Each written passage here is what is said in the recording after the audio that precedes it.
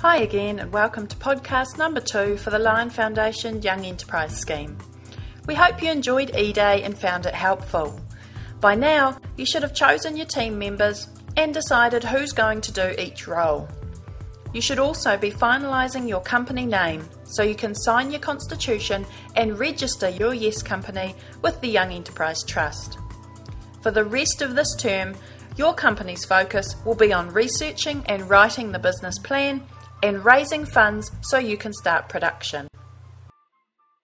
Today's podcast is on conducting board meetings. You may remember that as members of your Yes Company, you make up the Board of Directors. Directors are the only people allowed to vote in board meetings. Your company may also have preferential shareholders, including friends, family or investors, but these shareholders cannot vote at your board meetings. As a board, you must have regular formal meetings during the year. Discuss the timing of the meetings with your teacher. You may decide to hold them weekly, fortnightly or monthly. It's up to you. In those meetings, each director will report on his or her area of work and you will vote on key decisions such as which bills to pay.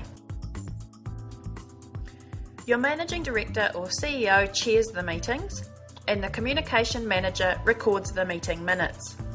It's important to keep those minutes in a safe place so you have a record of all important decisions made throughout the year.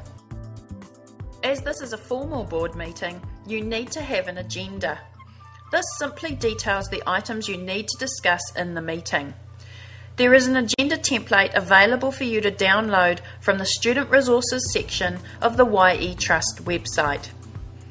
For your first meeting, the agenda will be really simple, something along the lines of this. Then it's easy to keep everyone focused throughout the meeting. If one of your directors can't be at the meeting, he or she should give their apologies to the communication manager. This should happen before the meeting begins and can be done in person or by phone or email. Those apologies are noted at the start of the meeting. In your first board meeting, there won't be any previous minutes to read and approve. But for every board meeting after that, the first order of business is to approve the minutes from the previous meeting. You should all have a look at the minutes from the last meeting to double check that they're accurate. Then the CEO needs to put forward a motion. Now don't freak out, that's simple. He or she simply says, "I move that these minutes are true and accurate." The CEO checks that everyone is in favour of that motion. All those in favour? Aye. Aye. Aye. Those against? Motion carried. And then the motion is carried or approved. The communications manager records that in the minutes. This is how you make all formal decisions for your Yes Company.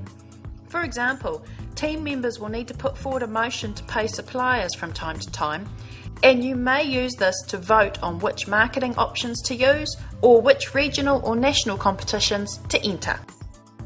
It may be that someone in your company decides to vote against a motion. This is completely okay and is how many businesses are run. The final decision, though, is made by majority rule. If you have an even number of people in your team, you'll need to give your CEO the casting vote.